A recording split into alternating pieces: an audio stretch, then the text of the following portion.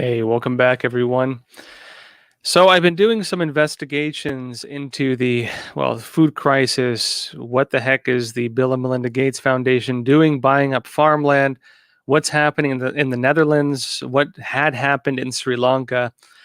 And folks, I'm going to do an in-depth episode today talking about, what I found. And frankly, what I found is what a lot of people, I think, suspected, which is these programs appear to be part of, a program of the World Economic Forum.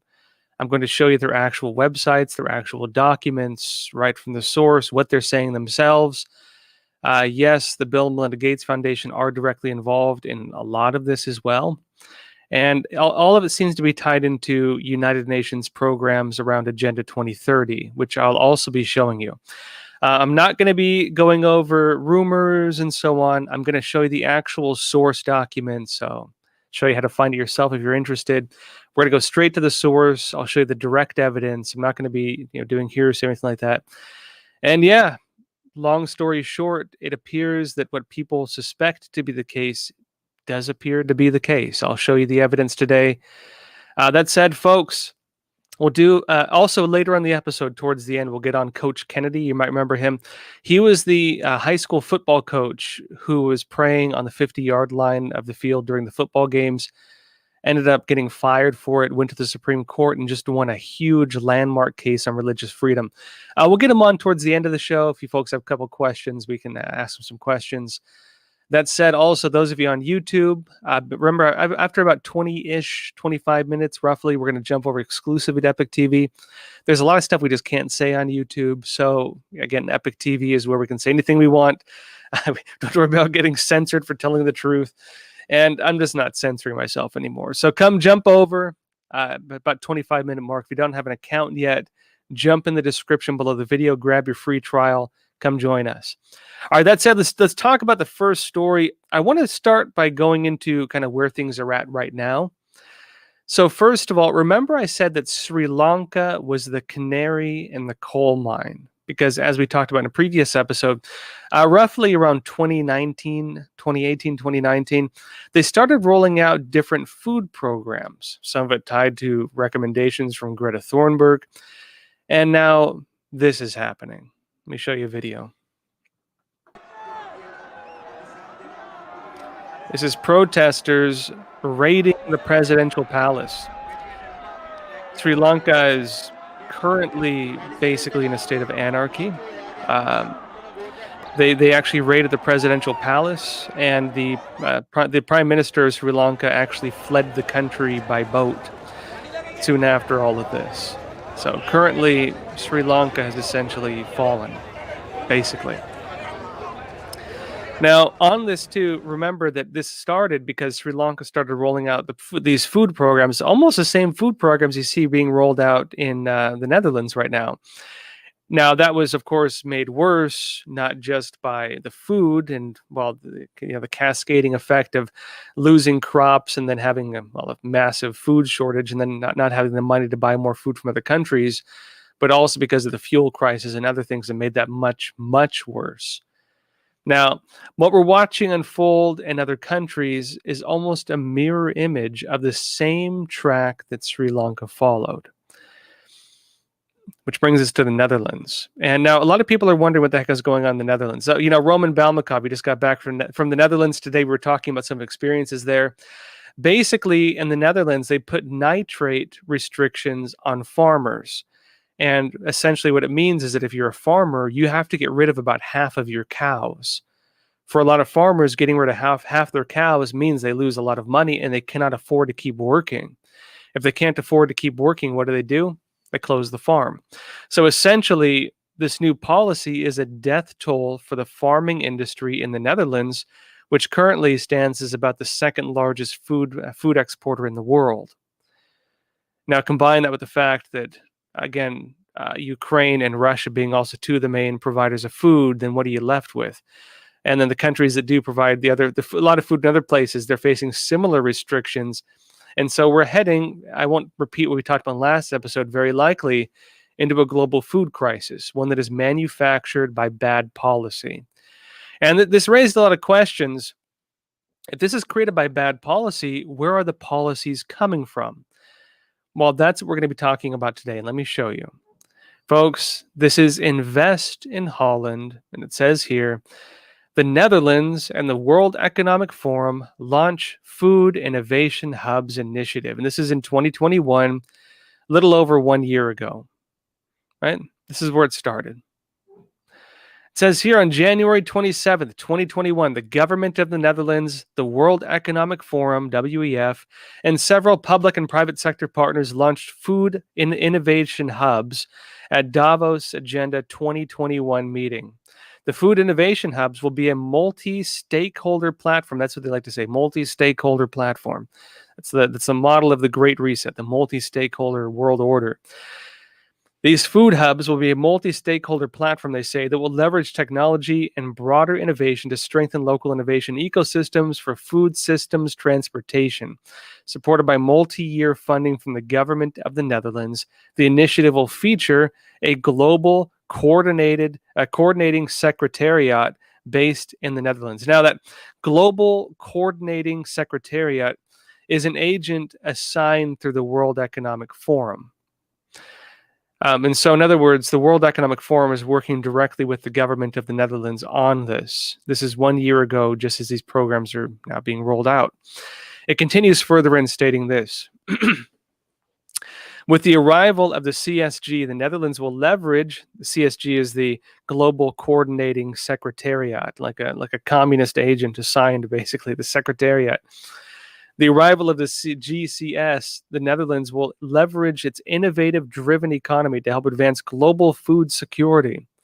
It's funny, they often call these things the opposite of what they are. Maybe creating food security means creating food crisis first, right? It says here, boasting an extensive ecosystem of companies and knowledge institutions in agri-food, horticulture, breeding, high-tech, and ICT, the Dutch are ideally positioned to play a leading role in shaping our planet's food system. The Food Innovation Hubs will be a flagship initiative. This is where it gets interesting.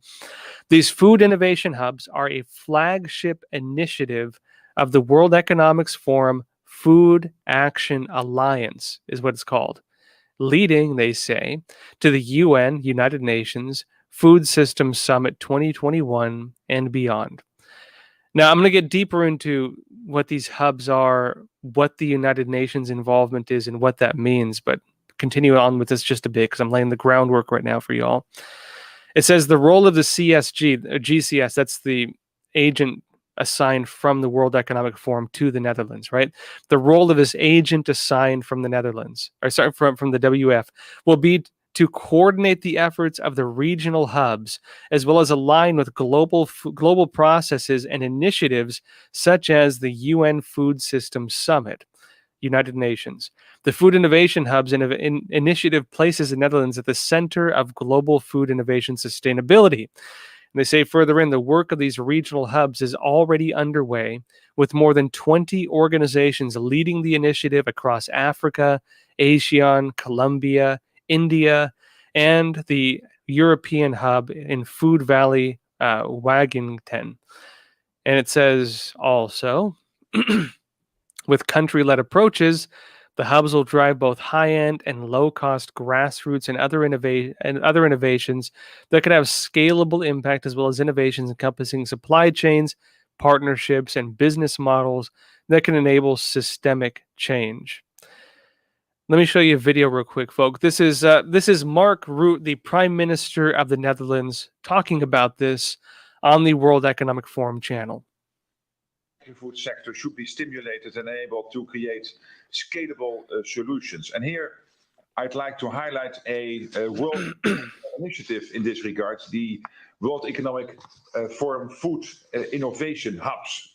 And these hubs in Africa, in Asia, in South America, and in Europe will allow businesses to connect regional stakeholders to scale innovations, because this is key. Skill innovations that can address food systems challenges. And here, I'm particularly proud to announce that the Netherlands will host the Global Coordinating Secretariat of the World Economic Forum Food Innovation Hubs, which will connect all other food innovation hubs. And I believe this is important because it will be facilitating to create the partnerships we need. There you go, folks. So, in other words, right now, the Netherlands, the Netherlands is playing this key role in running these food hubs tied to the World Economic Forum and the whole. Sorry, one sec.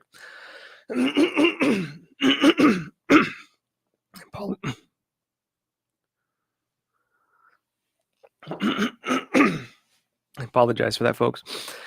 That's why I keep tea around. Those of you curious today, too, the tea today is a nice white tea.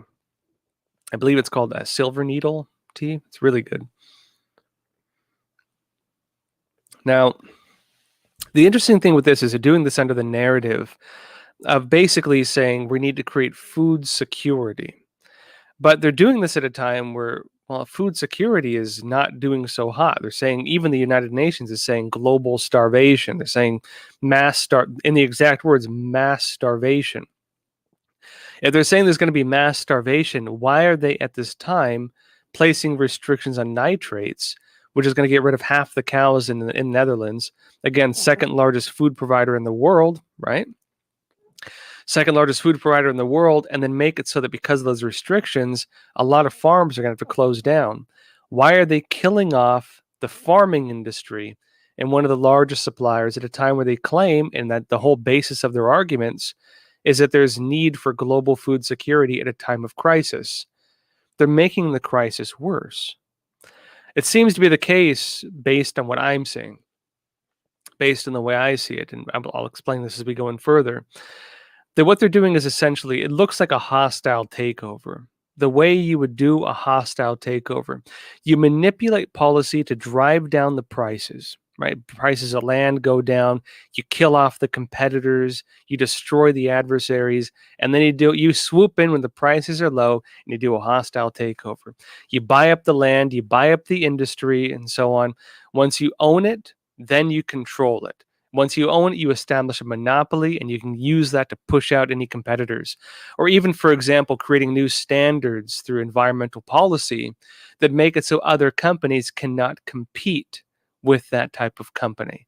Such as, for example, creating different standards and protocols that businesses have to meet if they want to enter the market that is then locked to anything that does not meet the policies and standards of these groups specifically. Based on policy right now, based on what they want to do with fertilizers right now, based on land use policies, all of it looks like this is what's happening. So let me show you what these food innovation hubs are next. We talked about how the Netherlands is leading the programs of the World Economic Forum. They're like the flagship program for these food innovation hubs. What are the food innovation hubs? Let me show you. This is the World Economic Forum website. It says here, food innovation hubs put farmers at head of the table for systems change. And further in, it says this, with 10 years to achieve the sustainable development goals. Remember that keyword. Remember that key phrase, sustainable development goals, because that's what the United Nations Agenda 2030 is talking about, which will come up later. With 10 years to achieve, remember, 10 years, this is 2020, 2021-ish, 10 years, 2030, Agenda 2030, right? With 10 years to achieve the Sustainable Development Goals, we need to fundamentally change the way food is produced and consumed. This includes changing the practices of more than 500 million smallholder farmers and the consumption patterns of 7.7 billion individuals.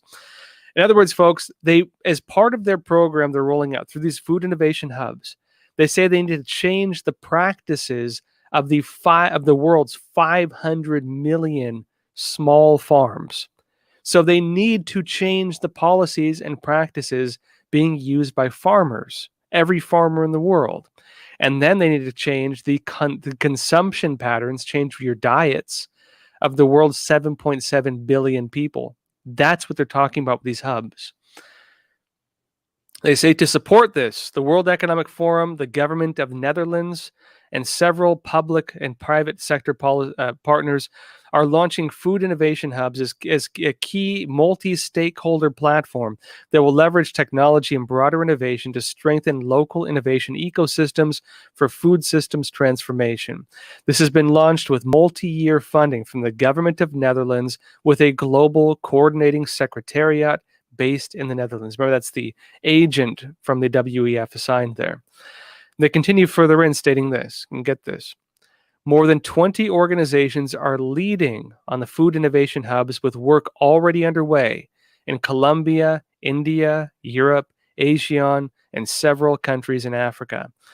The Bill and Melinda Gates Foundation, Bill Gates, has provided multi-year support for the development of a food innovation hub in India, and several public and private sector partners have committed in-kind resources to support the development of hubs in various regions. Now, a lot of people have been asking, what is Bill Gates up to, buying up a lot of the farmland of the United States? He's doing this globally as well, not just in the United States. Well, this appears to be part of what it is. This Agenda 2030 policy, essentially trying to recreate the way that farms work and the way that people eat food, changing your diets, changing farming practices, which means, of course, a great reset based on the involvement of the World Economic Forum, a great reset of essentially breaking the current system, destroying the current system, and replacing it with something new. What you would call in business a hostile takeover. Now, Bill Gates is involved not just on that side, but also a lot of other areas. And I want to show you some of these other areas first, then go into these food hubs. First of all, something very interesting. Actually, Bill Gates so they mentioned he's involved with these food hubs in India, for example, where he's financing them. But in the Netherlands, he's also involved. Let me show you this. This is retail detail. It says Bill Gates and company and co invest $600 million in Picnic. And Picnic is basically a kind of new age food delivery service, electric cars, plant-based meats. They're not meats. They're just plant-based protein that are supposed to be meat replacements, a thing he's doing. Let me show you this. It says Picnic wants to use additional funds mainly to speed up its expansion in France and Germany, and will invest especially in robotic fulfillment centers, electric vehicles, and a team of software developers, and so on. Bill Gates is involved with this. He poured $600 million into it. That's in the Netherlands. And something interesting, folks, let me show you this. This is the counter signal. Guess what's happening to that very facility? The Gates-funded Picnic facility has been burnt to the ground. It burned down. It says a large facility in Almelo, owned by Picnic, a Bill Gates-funded grocery delivery company that uses electric vehicles, has suddenly caught fire in the dead of night. It says further in a tweet, a Bill Gates Foundation supermarket in the Netherlands that focuses on new age foods like plant protein meat, it's not really meat, has spontaneously caught fire in the middle of the night. There you go. That's in the Netherlands.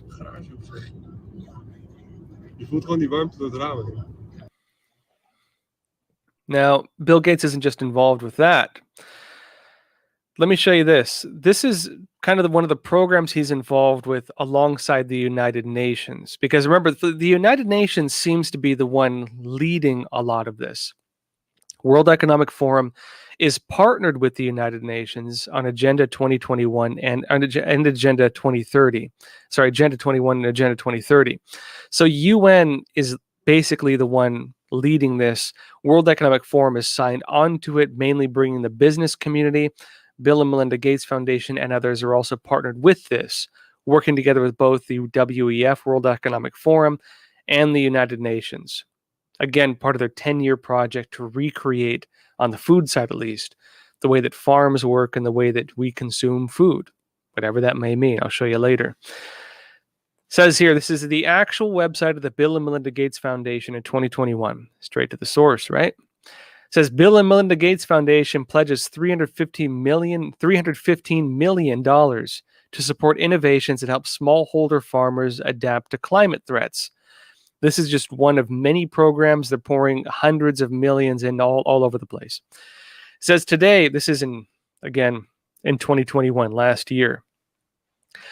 And the important part is that the lead up to this is the same lead up as the one that I talked about just recently with the WEF and the Netherlands. The timing of these was the same, basically, right ahead of this big UN conference last year. It says today at the United Nations Climate Change Conference, COP26, the Bill and Melinda Gates Foundation pledged US $315 million to the CGR, that's CGIAR, Global Agriculture Research Partnership, to help hundreds of millions of smallholder farmers adapt to a surge of climate threats now imperiling the world fight against hunger and poverty. Says further in sub-Saharan Africa, where most people work in agriculture, accounts for only 4% of global greenhouse gas emissions. Yet, less than 2% of global public funding for climate-related work targets the needs of smallholder farmers. Well, if they produce about 4% of global emissions and get about 2% of the funding, that statistically makes kind of sense, especially because it's not like high-tech stuff. Now, it continues regardless of that, right?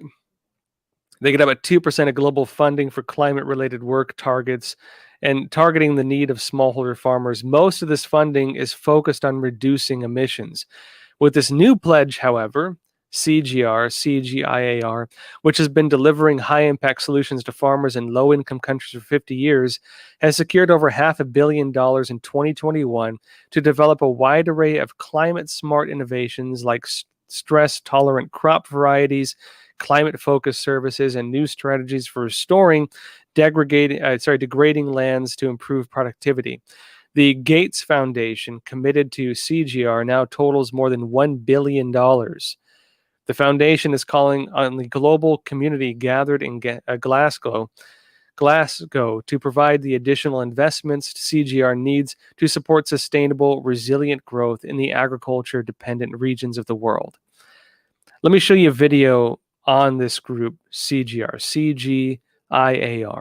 Start around 1:35-ish.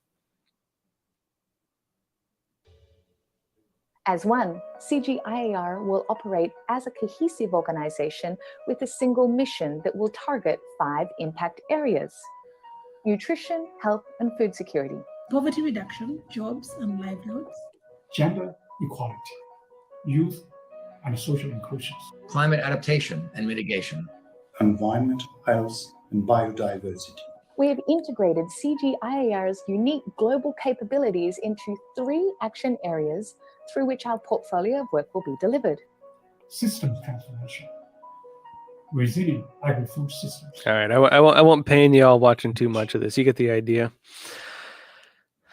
Now, they say food security. Right? That's what they say it's about. Then once you get into the meat of it, well, a lot of other things start coming up. This is not about food security. If it was about food security, they'd be bolstering what already exists, not tearing down what exists. They wouldn't be, for example, putting farmers out of business. They wouldn't be putting restrictions on nitrates. They wouldn't be causing famine and state collapse in countries like Sri Lanka. They wouldn't be doing things that are going to be, frankly, causing the very problems they claim they're reacting to. Again, the food shortages caused by the restrictions on nitrates, fertilizers, and so on. What they're talking about is basically remaking the world under the Agenda 2030 model. And I'm going to show you this. So this is a report from CGR in 2030. And it says here, CGR 2030 Research and Innovation Strategy. And these are the trust fund contributors to that, right? Some of the different things they have in here. And it talks also about kind of the way the programs work. Now, look at this. You have the governments signed on with this group, CGIAR, the one Gates is financing. Partners here include the governments of the Netherlands, Canada, Australia, the European Commission, USAID of the United States, so on and so on. Funny enough, a lot of the countries we're seeing rolling out these destructive food programs, the maybe manufacturing of a great reset, so to speak, in the food industry, tearing down and destroying what currently exists, and then rebuilding it under a new industry and a new model. Now, what is the new industry and the new model? Now, basically, if you get into the weeds of it, It's gender programs, it's race programs, it's global warming theories taking over agriculture. A lot of this is based on the idea that global warming is legitimate. Well, that global warming, it's climate change now, based on the whole idea that that's legitimate, using race politics, gender politics, and a whole big focus on biologically altering plants, doing GMO, right? Genetic modification. That's what it is. Now, they view basically nitrates as one of the key causes of global warming. And they've justified in a lot of areas. As I mentioned in the previous episode, I won't detail it. Restrictions on nitrates started around rumors of terrorism, that terrorists could use nitrates to basically create explosives, which they have in the past. That created government policies around the world and in the United States that allow the government to regulate nitrates and fertilizer. After the government was able to regulate nitrates and fertilizer in the United States and around the world, beginning in around 2006 to 2008, in the United States, it started under Obama. Once they were able to do that, they could then expand upon those policies, giving them broader and broader control over the fertilizers that farmers need to grow our food. That's how it started. And now, of course, that narratives have changed. People less concerned maybe about terrorism, more concerned about, maybe, at least on the narratives, global warming, climate change. It's a new narrative. They're using that instead as the Trojan horse for these other policies.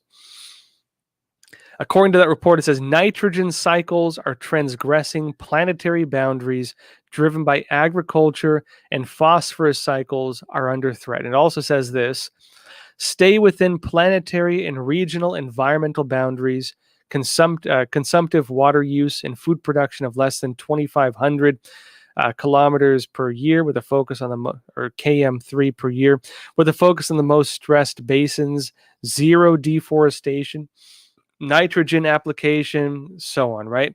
And increased use efficiency, phosphorus application. They have all kinds of things they want to do, regulating the use of farmland, regulating all these different things.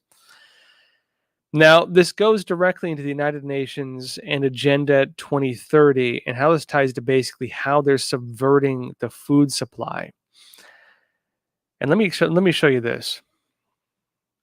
Actually, let's jump over to Epic TV first. I think we're running a bit late on that. I want to go into what the United Nations is doing with this, how the World Economic Forum is tying into these United Nations programs, and frankly, what all this means. Also, folks, again, if you're on YouTube, Rumble, jump over to Epic TV, join us there.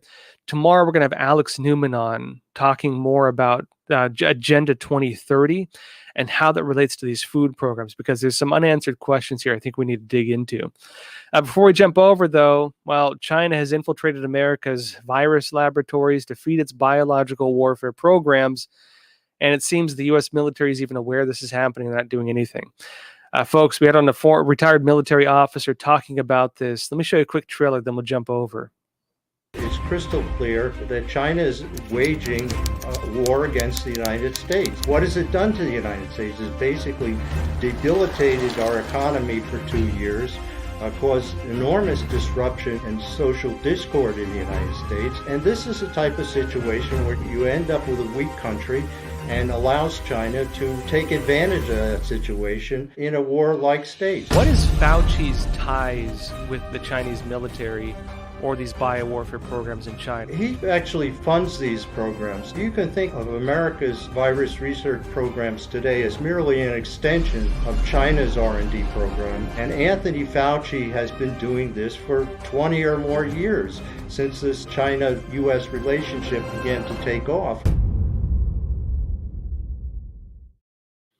All right, yeah, wild stuff. All right, folks, join us over Epic TV. We're jumping over now and a lot more to talk about. All right, so I want to go now into what the United Nations is doing on all this. And also remember, folks, the World Economic Forum said the food innovation hubs will be a flagship